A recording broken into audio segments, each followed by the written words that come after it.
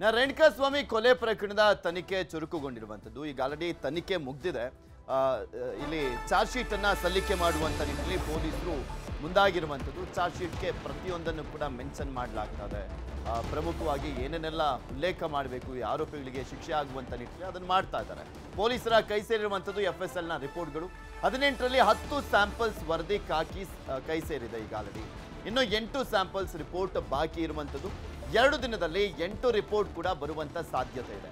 ಹೈದರಾಬಾದ್ನಿಂದ ಬಂದಂತ ವರದಿಗಳ ಪರಿಶೀಲನೆಯನ್ನ ಮಾಡಲಾಗ್ತಾ ಇದೆ. ಇದೇ ವಾರ ಚಾರ್ಜ್ ಶೀಟ್ ಅನ್ನ ಸಲ್ಲಿಕೆ ಮಾಡಲಾಗುತ್ತೆ ಅಂತ ಹೇಳಲಾಗ್ತಾ ಇರುವಂತದ್ದು. ಬಿಕಾಸ್ 29 ಅಥವಾ 30ನೇ ತಾರೀಕು ಈ ಮಂತ್ ಎಂಡ್ ಒಳಗಡೆ ರೇಣುಕಾಸ್ವಾಮಿ ಕೊಲೆ ಪ್ರಕರಣಕ್ಕೆ ಸಂಬಂಧಪಟ್ಟಂತೆ ಚಾರ್ಜ್ ಶೀಟ್ ಸಲ್ಲಿಕೆ ಆಗುವಂತ ಸಾಧ್ಯತೆ ಇದೆ. ಇನ್ನೊಂದು 2 ದಿನದಲ್ಲಿ ರಿಪೋರ್ಟ್ ಬರದೆ ಹೋದ್ರೆ ಅದು ಸೆಪ್ಟೆಂಬರ್ 8ರ ಒಳಗೆ ಸಲ್ಲಿಕೆ ಮಾಡಬೇಕಾಗಿರುವಂಥ ಹಿನ್ನೆಲೆಯಲ್ಲಿ ನೆಕ್ಸ್ಟ್ ವೀಕಿಗೆ ಪೋಸ್ಟ್ಪೋನ್ ಆಗುವಂಥ ಸಾಧ್ಯತೆ ಇರುವಂಥದ್ದು. ಎಲ್ಲವೂ ಕೂಡ ಆರೋಪ ಪಟ್ಟಿಯಲ್ಲಿ ಉಲ್ಲೇಖ ಮಾಡಲಾಗುತ್ತೆ. ದೋಷಾರೋಪ ಪಟ್ಟಿಯಲ್ಲಿ FSL ರಿಪೋರ್ಟ್ಸ್ಗಳಾಗಿರ್ಬೋದು, ಟೆಕ್ನಿಕಲ್ ಸಾಕ್ಷ್ಯಗಳಾಗಿರ್ಬೋದು, ಏನೇನೆಲ್ಲ ತನಿಖೆಯನ್ನು ಮಾಡಲಾಗಿದೆ ಅದನ್ನು ಉಲ್ಲೇಖ ಮಾಡುವಂಥದ್ದಾಗಿರ್ಬೋದು.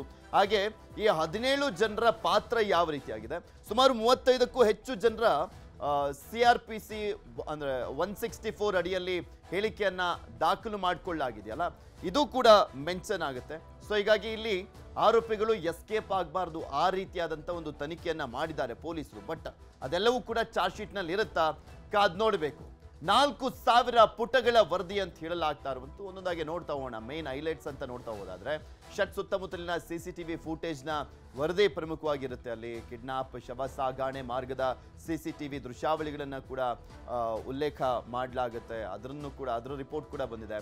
ಶೆಡ್ನಲ್ಲಿ ಪತ್ತೆಯಾದಂಥ ಬ್ಲಡ್ ಸ್ಯಾಂಪಲ್ಸ್ನ ವರದಿ ಆಗಿರ್ಬೋದು. ಶೆಡ್ನಲ್ಲಿ ಪತ್ತೆ ಆಗಿರುವಂಥ ಬ್ಲಡ್ ಸ್ಯಾಂಪಲ್ಸ್ ವರದಿ, ದರ್ಶನ್ ಬಟ್ಟೆ ಮೇಲಿನ ರಕ್ತದ ಕಲೆಯ ರಿಪೋರ್ಟ್ ಆಗಿರ್ಬೋದು.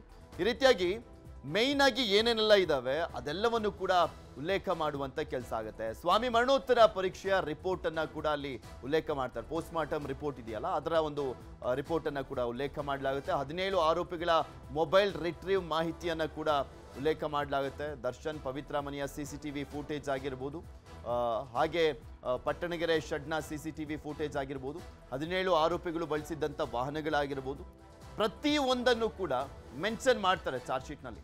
ಆರೋಪಿಗಳ ಮೊಬೈಲ್ ಟವರ್ ಲೊಕೇಶನ್ ಇದು ತುಂಬ ಇಂಪಾರ್ಟೆಂಟ್ ಆಗುತ್ತೆ. ಅದು ಕೂಡ ಈಗ ಆಲ್ರೆಡಿ ಪೊಲೀಸರಿಗೆ ಆ ರಿಪೋರ್ಟ್ ಕೈ ಸೇರಿದೆ. ಮಹಜರು ಮಾಡಿದ ಸ್ಥಳಗಳ ಸಂಪೂರ್ಣ ವರದಿಯನ್ನು ಕೂಡ ಉಲ್ಲೇಖ ಮಾಡ್ತಾರೆ.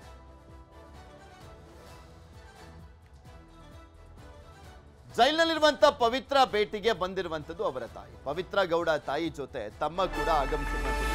ಪುತ್ರಿಗಾಗಿ ಬ್ಯಾಗ್ ತುಂಬಾ ಹಣ್ಣನ್ನ ತಂದಿದ್ದಾರೆ ಪವಿತ್ರ ಗೌಡ ತಾಯಿ.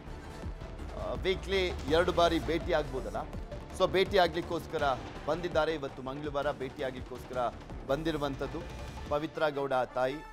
ಬ್ಯಾಗ್ ಫುಲ್ಲು ಹಣ್ಣನ್ನ ತಂದಿದ್ದಾರಂತೆ. ಇಂದು ಪವಿತ್ರ ಗೌಡ ಜಾಮೀನು ಅರ್ಜಿ ವಿಚಾರಣೆ ಬೇರೆ ಇರುವಂಥದ್ದು. ಸಿಟಿ ಸಿವಿಲ್ ಕೋರ್ಟ್ನಲ್ಲಿ ನಡೆಯಲಿರುವಂಥ ವಿಚಾರಣೆ. ಪವಿತ್ರ ಗೌಡ ಪರವಾಗಿ ವಕೀಲೆ ರೇನಿ ಸೆಬಾಸ್ಟಿಯನ್ ವಾದವನ್ನ ಮಂಡಿಸಲಿದ್ದಾರೆ. ಈಗಾಗಲೇ ಪವಿತ್ರ ಗೌಡ ಜಾಮೀನಿಗೆ ಆಕ್ಷೇಪಣೆಯನ್ನ ಸಲ್ಲಿಸಿರುವಂಥದ್ದು ಪೊಲೀಸರು. ಆಕ್ಷೇಪಣೆ ಮೇಲೆ ಇಂದು SPP ಪ್ರಸನ್ನ ಕುಮಾರ್ ಅವರಿಂದ ವಾದವನ್ನ ಮಂಡಿಸಲಾಗುತ್ತೆ. ರೇಣುಕಾಸ್ವಾಮಿ ಕೊಲೆ ಕೇಸ್ನಲ್ಲಿ A1 ಆರೋಪಿ ಆಗಿರುವಂಥದ್ದು ಪವಿತ್ರ ಗೌಡ.